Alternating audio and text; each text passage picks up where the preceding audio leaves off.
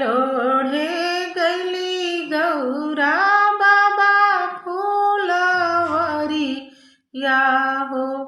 लोढ़ेली भंगिया धतूर फूल लोढ़े गैली गौरा बाबा फूलवरिया हो।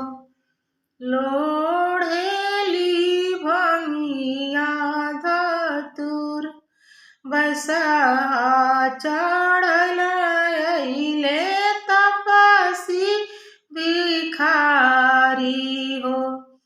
सब फूलवा देने छितिराय बसवा चढ़ल अइले तपसी भिखारी हो। सब फूलवा देने छितिराय रोवता बिलखती गौरा घरे चली आवेली। अम्मा गोदिया रोदन पसार के तुअके मारल गौरा के ही गरियावल। काहे तुहर मनवा मलिन कैसे के कही अम्मा कैसे बताई हो। हमसे तो कहलो न जाए फूलवा लोढ़न गईनी बाबा फूलवरिया हो। गइलो एको तपसी बेटाय गइले गो तपसी बेटाय बड़े बड़े जटावा में गंगा जी की धार बहे।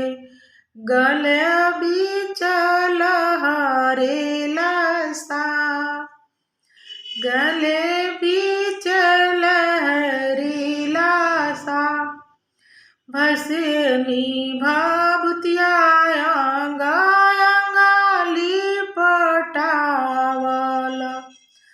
गोड़वा में फटल बेवाई भगवा के छलवाया माँ कमर लपटावल। चौकटल रहल उनकर गाल उहे जय जोगिया माँ फूला छुई तराई दिहले। बहिया मोरी दिहले मरोर जरी गईले गौरा तुहरे बुधिया गेयनवा हो।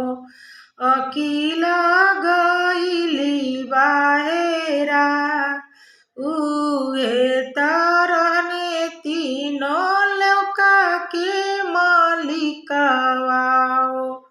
हमारो जे लागेले जमाई उहे तरले तीनों लोक के मालिकवा हो। हमार